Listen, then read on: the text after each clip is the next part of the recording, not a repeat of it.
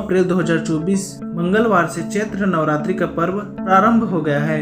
नवरात्रि 9 दिनों का पावन पर्व है जिसमें माँ दुर्गा के 9 स्वरूपों का पूजा की जाती है। नवरात्रि के पहले दिन कलश की स्थापना होती है। चैत्र नवरात्रि का समापन रामनवमी को होता है। आइए जानते हैं चैत्र नवरात्रि मनाने का क्या कारण है और यह क्यों मनाया जाता है। उससे पहले दोस्तों, अगर आपने हमारे चैनल को अभी तक सब्सक्राइब नहीं किया है तो प्लीज चैनल को सब्सक्राइब कर हमारे साथ जुड़ जाइए, क्योंकि हम आपके लिए ऐसी वीडियो लाते रहेंगे। इस साल चैत्र नवरात्रि पर काफी शुभ योग बन रहा है। वही ज्योतिष शास्त्र के अनुसार चैत्र नवरात्रि का दिन काफी खास है, क्योंकि इस दिन एक ही राशि में 5 ग्रहों की युति हो रही है, जिससे कई महायोग भी बन रहे हैं। आइए जानते हैं चैत्र नवरात्रि मनाने के पीछे की मान्यता क्या है। पौराणिक कथा के अनुसार रंभासुर का पुत्र महिषासुर था, जो अत्यंत शक्तिशाली था। उसने कठिन तप कर ब्रह्मा जी को प्रसन्न किया। तब ब्रह्मा जी ने प्रकट होकर कहा, वत्स, एक मृत्यु को छोड़कर सब कुछ मांगो। महिषासुर ने बहुत सोचा और फिर कहा, ठीक है प्रभु, देवता, असुर और मानव किसी से मेरी मृत्यु ना हो।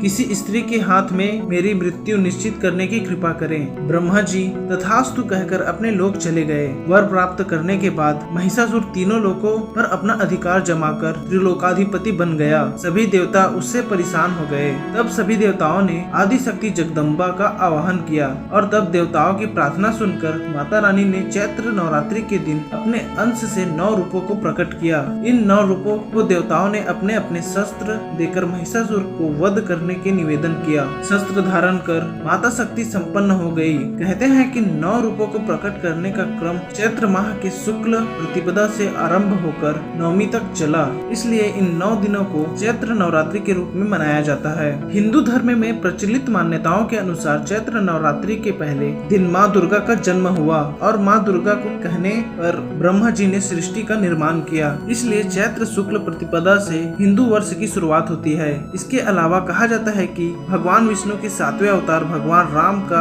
जन्म भी चैत्र नवरात्रि में ही हुआ था। इसलिए धार्मिक दृष्टि से भी चैत्र नवरात्र का बहुत महत्व है। चैत्र नवरात्रि मनाने के पीछे एक और पौराणिक कथा है, जिसके अनुसार दशानन रावण की ताकत के बारे में सभी देवी देवताओं को पता था। इसलिए सीता को लंका से वापस लाने के लिए श्री राम रावण से युद्ध करने जा रहे थे, तो उन्हें देवताओं ने माँ शक्ति की उपासना और आराधना करने की सलाह दी। भगवान राम ने माँ शक्ति की विधिवत पूजा प्रारंभ कर दी। माता को फूल अर्पित करने के लिए 108 नील कमल की व्यवस्था की गई।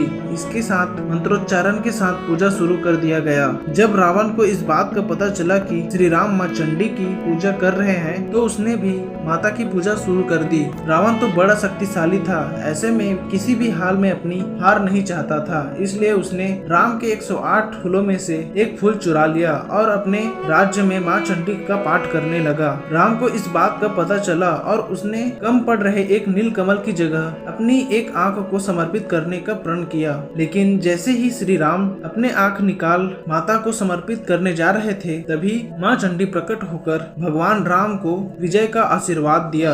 और दूसरी तरफ जब रावण चंडी का पाठ कर रहे थे, तभी हनुमान जी वेश बदलकर ब्राह्मण के रूप में रावण के पास पहुँचे। पूजा कर रहे रावण से गलत मंत्र का उच्चारण करवा दिया, जिससे माँ चंडी क्रोधित हो गई और रावण को श्राप दे दिया, जिसके परिणाम स्वरूप राम रावण युद्ध में रावण का अंत हो गया। नवरात्रि के आखिरी दिन को रामनवमी के रूप में मनाया जाता है। आप सभी को नवरात्रि की हार्दिक शुभकामनाएं। और वीडियो थोड़ी भी अच्छी लगी हो तो प्लीज चैनल को सब्सक्राइब कर लाइक जरूर से कर लीजिए। धन्यवाद।